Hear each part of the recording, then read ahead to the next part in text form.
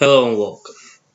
Now, Games Workshop is releasing a new box this next weekend, I guess, if I know correctly. Wake the Dead, where we have Eldar versus Primaris.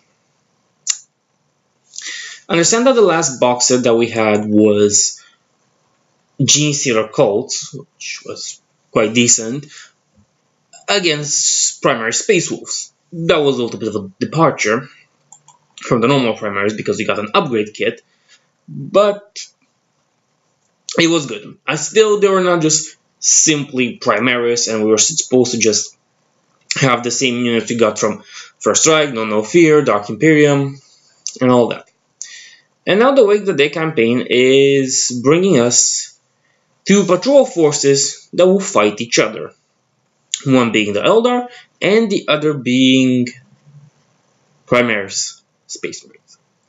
There are only two new models.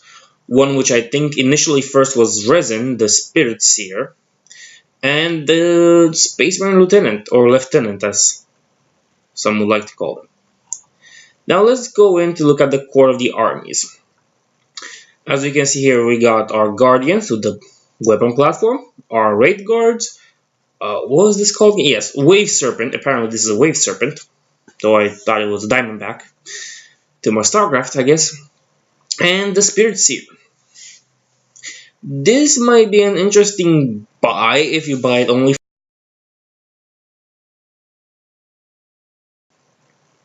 Eldars, and that's it, because you have an Eldar army, which I think might be a good deal, because I think most people are quite scared of Resin. I was scared of Resin quite a few days ago, but I still bought a few models and tried to build them up, assemble them, and take care of them. Which Resin is quite harder to use. I can understand why for someone just getting into the hobby wouldn't really want to jump into Resin. And as I said, I understand that perfectly clear. It's normal. I understand that. It's hard to work with Resin, especially when you need to take care of the resin so much, where plastic is just simple. You cut it off and you use the glue, and that's it. There it is. You have a nice looking model just ready for painting. Again, this is a good force if you're into Eldar or you want to get into Eldar. I think this with a start collecting box of the Eldar might just be a good idea. You have a kind of a sort of a Eldar army ready to go, to fight, to use, to play with, which I think that's okay. And then we get the Primaris, Interceptors, Reavers, Intercessors, and the Lieutenant. The Lieutenant is the only new model for the Space Marines. Yay! That's good. Now, how does this differ from other stuff that you get? Well, the Interceptors are interesting because, if I remember well, the No Fear one came with bolt guns.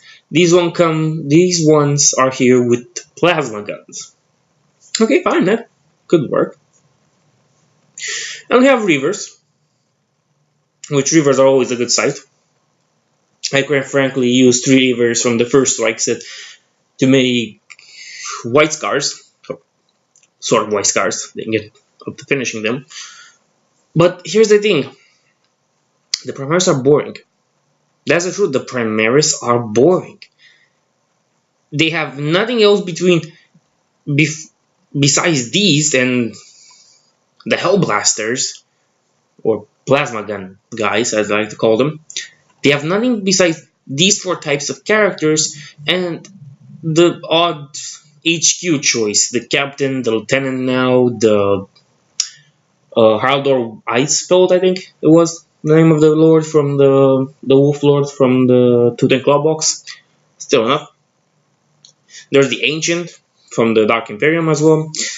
The unit composition is limited. It's so limited for Primaris that if you buy a box once, that might actually be enough to have an army of Primaris and not even care about the rest of the things.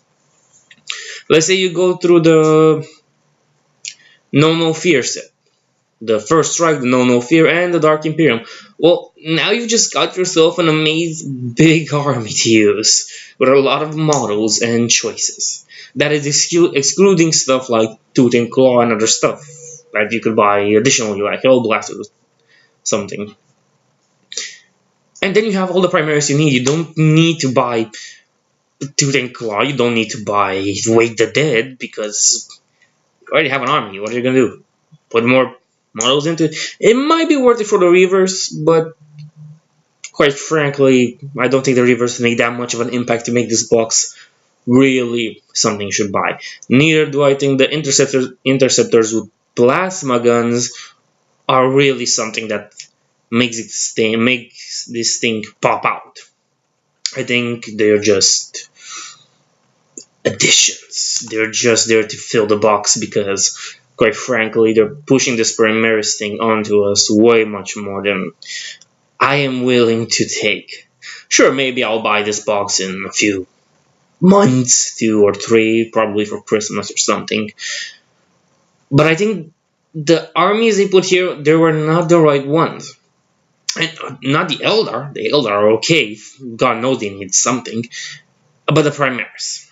As I said, we got Primaris over our heads with like 4 boxes, starter boxes and stuff like that.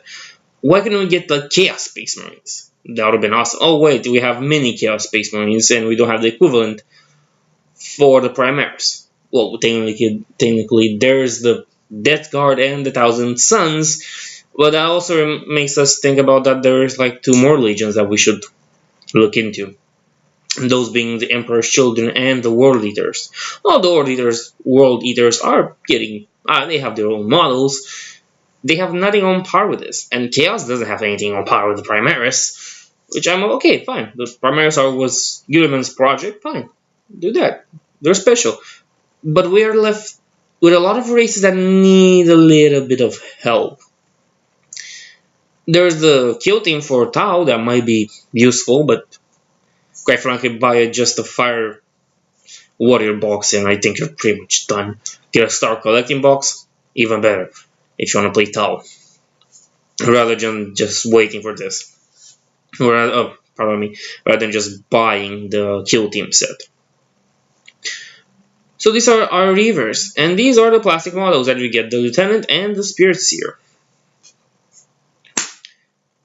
I am not happy with this box. Quite frankly, after they took out Betrayal of Kalat and Burning of Prospero, I have to say that I am a little bit disappointed in the Games Workshop thing. And yes, indeed, depending on where you live, you pay more than one should be available to you. Sure, I'm not going to expect the prices to be the same all over the place. I mean, it wouldn't be normal if someone from Alaska had to pay the same as someone from the United Kingdom, even though America has their own, if I remember correctly, their own Games Workshop stores or places they make the figurines, so that's a little bit different.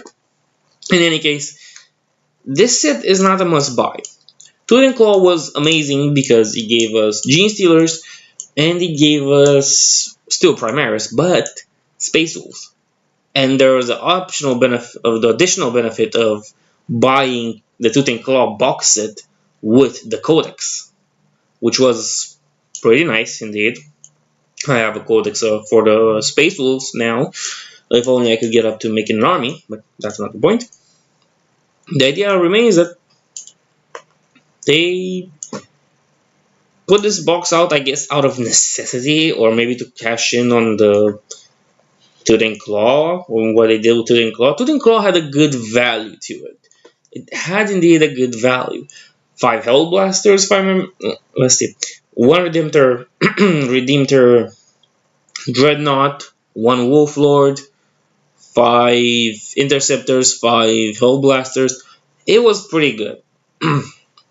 It was pretty good, especially that you got a Wolf Lord, a leader of the pack, and a Dreadnought, which is a huge Dreadnought. That was good, especially if you take into consideration the Gene Stealer Colts that we get. Another amazing additions. But what this is basically trying to pull up a box out of nowhere and just make one of the models from resin to plastic and be like, yeah, it's done. Now, sure, I'm not expecting all the new boxes to be full of new units. Quite the contrary, I mean, I was expecting something good out of it.